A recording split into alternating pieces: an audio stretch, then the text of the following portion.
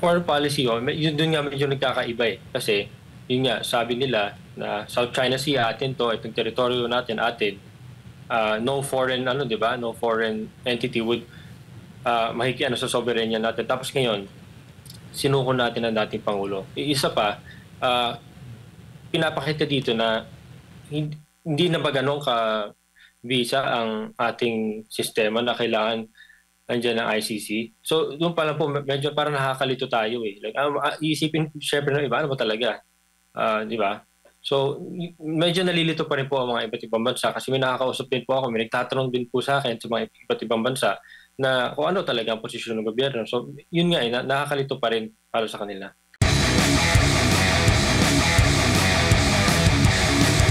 Sa linya po ng ating komunikasyon via Zoom si Ginoong Hugo Santos ng Asian Century Philippine Strategic Studies Institute at isa pong analista. Sir Hugo, magandang umaga po. Welcome po dito sa programang Pulso ng Bayan ng SMNI. Maraming salamat po sa inyong oras. Magandang umaga po at salamat din po. Po, sir, ano ho ba yung nakikita po ninyong malaking epekto o implikasyon nitong pagkakaaresto ni dating Pangulong Rodrigo Duterte sa ating bansa? Well, pag titingnan po natin sa worldview, no, medyo hindi po maganda kasi pinapakita natin na hindi po tayo nag-iisa bilang isang bansa. Pinapakita po na medyo hati tayo pagdating dito sa issue na ito. Kasi sa isang banda, pinapakita po natin na sinuko po natin ang dating Pangulo ng Pilipinas na hindi man lang dumaan sa litis sa sarili nating bansa. So doon pa lang, hindi na po maganda tignan optics-wise. Sa local naman po, nagkakagulo po yung bansa dahil yung mga tao nagrarally kahit saan dahil hindi po sila masaya sa nangyayari. So optic-wise, hindi na rin po masyadong maganda sa bansa at saka sa buong daigdig. Opo, pero bilang isang Pangulo ng bansa, ano ba yung masasabi po ninyo? Ano bang dapat gawin? Ano bang mga advices ang po pwedeng gawin ng Pangulo ng bansa? Kapag nakikita niya na ganito na, yung ating bansa nahahati na, marami na ang nananawagan, kulang pa ba? Itong mga nakikita po ang sitwasyon o kalagayan dito sa ating bansa ng mga taong bayan na nagsisilabasan para manawagan at magprotesta nga hinggil nga dito sa pagkakaresto kay dating Pangulo Duterte. Well, alam naman po natin na medyo conflict-averse po si PBBM at kailangan po mapakita niya po sa tao or he has to address the people na kung ano po yung talagang gagawin niya, kung makikipag-unag pa ba siya sa ICC, kakausapin niya ba yung ICC? Kasi po, pag medyo tahimik siya ng ganyan, medyo kung ano po isipin ng tao at kung ano-ano din pwede mangyari. So kailangan din po, he has the right team. Nangyari na po yan, na nandun na po si dating Pangulo. So dapat po, magawa ng paraan yan para matuklasan ng tao kung ano na sa isip niya or kung ano talaga plano niya. Kasi yung huling press conference po, yun ang pinakahuling nalaman natin kung ano yung posisyon ng Pangulo natin. So, hanggat ngayon, hindi pa rin ng tao alam. I mean, gumagalaw yung mga senador natin, si Senator Amy Marcos and everything. Kaya lang, medyo kailangan marinig pa rin natin yung pananaw ng current president sa nangyayari ngayon. Opo, ang sinasabi nga ng palasyo, wag daw parang paawa effect ang nangyayari. Nakikita ang ginagawa po ng dating Pangulong Duterte. Ano bang masasabi po ninyo dyan? Well, yun nga po hindi nga po dumaan sa Rome Statute Article 59 po kung hindi ako nagkakamali. Dahil may karapatan po ang dating Pangulo kahit ano man ang ginawa niya. I mean, it's divisive, no? Isipin nila, EJK, iisipin ng kabila, human rights. Kahit ano man po yan, dapat dumaan pa rin po siya sa court natin. Kasi yun po yung tamang proseso. At yung itsura po kasi, optics-wise, or kahit nakikita naman ng lahat, medyo minadali. So doon pa lang, kailangan hindi po yun pa-victim. Kitang-kita naman po na parang lumalabas, kinuha siya, minadali, at nilipad po sa Hague. So it's not looking good. And hindi naman sa magmumukhang victim, yun talaga iisipin na lahat. No? Kasi sa halimbawa po, like sa Sudan, nilitis nila si Omar al-Bashir sa sarili nilang bansa. Doon siya kinulong.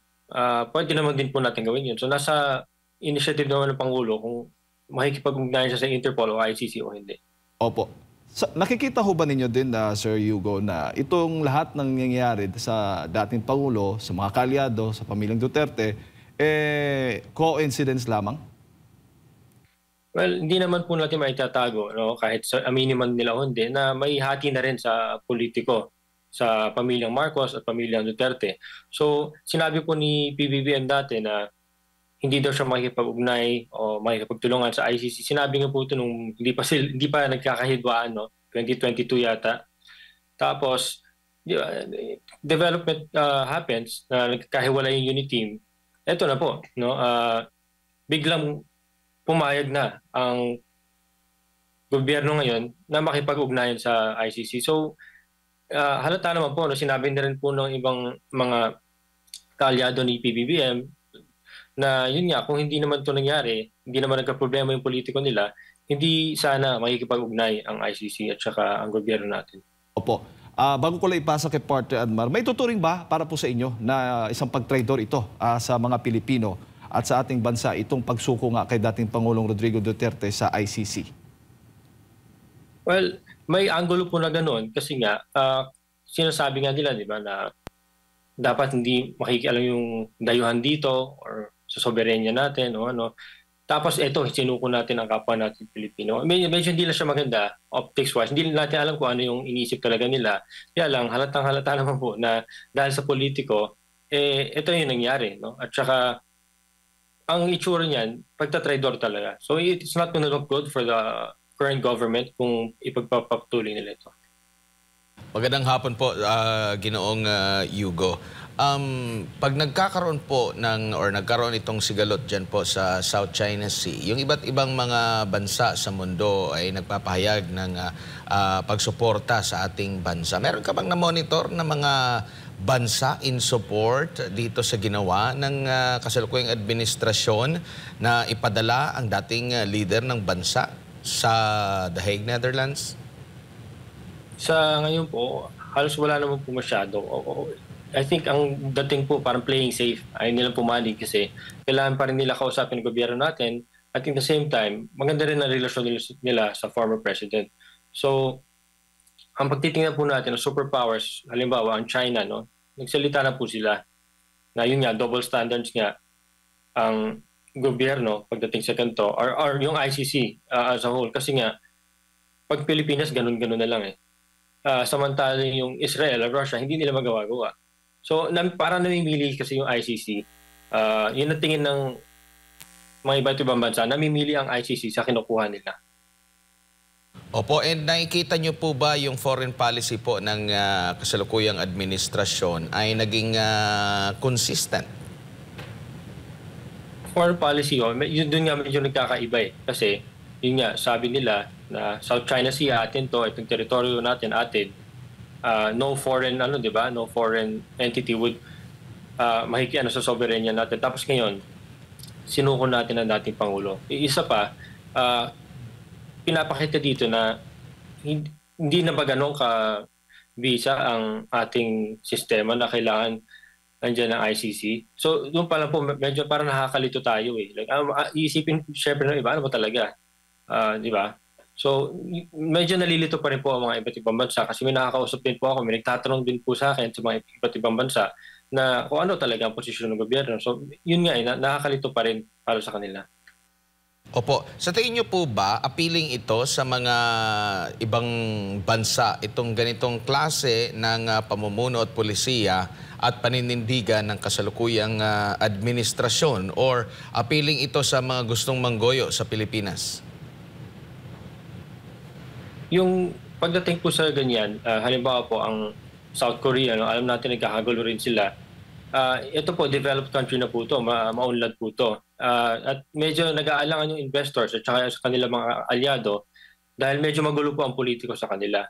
Kahit sabihin po natin ICC na ng alam dito, hindi po siya maganda tignan kasi ipinapakita po na hati tayo. Hindi tayo iisa bilang isang bansa. At medyo gulo rin po yan kung nagkatuloy-tuloy ito at hindi maayos. So, foreign relations-wise, medyo hindi siya maganda tignan sa ngayon, no? At sana po hindi lumaki kasi may makaka-apekto to sa ekonomiya natin. Opo, in terms naman po dito sa pagpapalago ng ating ekonomiya, marami na pong mga usapin, isyong politikal ang talagang dumagundong sa ating bansa, no? Mga kontrobersya, kaliwat kanan, hindi pa ito maituturing na ito yung pinakamalapit na concern sa bitukan ng taong bayan kasi sa mga survey lumalabas yung presyo ng pangunahing bilihin, trabaho, kagutuman, kahirapan, yun po talaga ang priority na gustong patutukan or pinatututukan ng taong bayan sa gobyerno. Yet iba ang parang napagtutuunan ng pansin batay nga sa mga kaganapan. In terms of sa ekonomiya, makakatulong ba ito? And meron pa bang mga ibang bansa na maaring appealing sa kanyang Pilipinas para maglagak ng puhunan or lubos na makakaapekto ito at pang long term ang epekto, Ginoong Yugo? Pagdating po sa foreign relations saka ang ekonomiya, ang medyo natutuwa lang po siguro dito ang mga iilang bansa sa Europa. Kasi pati po ang Estados Unidos hindi masyado natutuwa nakikita niyo po si President Trump ay hindi masyadong sang-ayon sa ICC.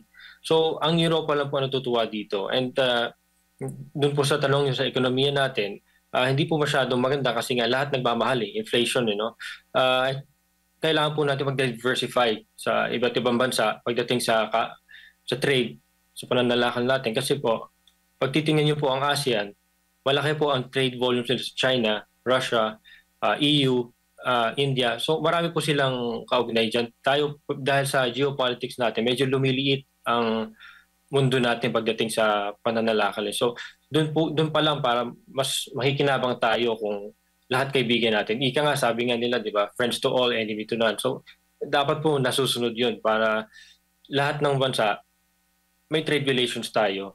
Kahit may politika, dapat po iba yung politika, iba yung ekonomiya. Kasi ang tao po nahihirapan Opo. Ano naman ang nakikita nyo po na magiging epekto nito considering malapit na yung midterm elections at lalo na sa presidential election? Kumbaga, magkakaroon, asahan ba natin yung mga protest vote mula sa ating mga kababayan ukol dyan? Sa midterm election po, dahil mga senators, Congress, medyo mahahati yan. Morally, may mga ibang senators at congressmen na mag-aalangan siguro sa nakaupong administrasyon kasi doon mo makikita ang isang salita ba o nandun pa ba o wala. Nandiyan na yan election na rin.